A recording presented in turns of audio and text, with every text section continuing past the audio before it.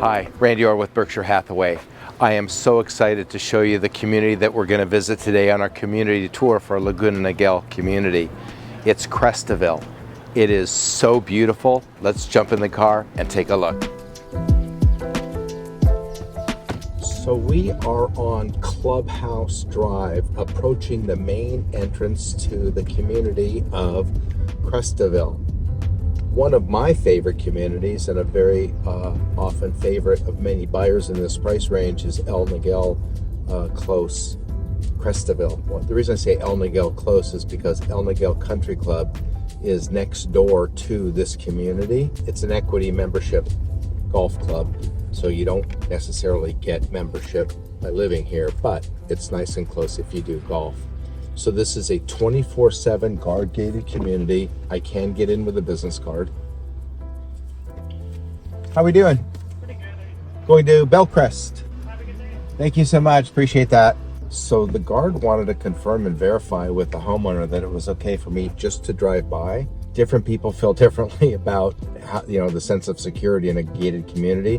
But in part, that's what you pay for. So some people really want that and like it. Is it maximum security? No, but some people like gated communities, and there are many communities within Laguna Niguel that are guard gated. Some are tougher to get into than others. Some you just show your business card and get in, and others take a little bit of persuasion. So I was able to persuade him that we're just going to drive by today. We're going to take a look at two different properties, and the reason I want to show you two is because this community is divided by this main street into two actual subdivisions, even though they're all called Crest De Ville. On the left, we have what's called the Terraces, and on the right, we have the Estates. They do overlap a little bit, and I'll tell you a little bit more about that. The first home we're actually going to take a look at from the outside, and I will put links in the description so you can see a little bit more about each property. So we're now driving through the area of the community known as the Terraces. They're slightly smaller homes. They range from square footage of about 2,800 to 3,500 square feet, and they do overlap the Estates because the Estates are about 3,200 to actually 4,000 square feet, where actually a couple owners have modified those square footages to over 5,000 square feet, but those are unique homes. But again, they do range up in square footage to about 4,000 square feet. In this community, they are anywhere between 3 and 5 bedrooms. Most of them are 3 and 4, but one of the floor plans does have a 5-bedroom option. Dollar per square foot in this community ranges from about $650 per square foot, and that would be a very low dollar per square foot.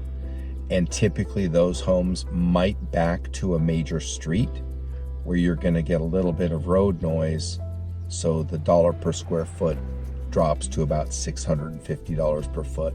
But most of them range probably close to $800, with one recent sale up to $877 per foot. Some of these homes have phenomenal views, and some of them actually have ocean views in the community. So again, I will put a link in the description to 12 Bellcrest. This home is currently on the market for $2,997,000. It's been on for a little while, so they may be pushing price just a bit, and the price is $887 per foot. The highest sale in this community is $793 a foot, so they are definitely pushing price. Whether they get it or not remains to be seen, but we may be a little bit high on the list price. Home is 3,376 square feet, 5 bedrooms, 3 baths, and again, I will have a link in the description for you. Crest De Ville is a wonderfully manicured neighborhood, a lot of pride of ownership, homes ranging up to about $3 million, and typically they do sell quickly. We've had a spike of interest rates, which are slowing down the rate at which homes do sell. Nonetheless, homes are still selling, buyers are still buying, and this is one of the nicest gated communities in Laguna Niguel. The gated communities range from easy to get into with a business card. I couldn't have gotten in here without a business card, and I for sure couldn't have gotten in here without a reasonable explanation.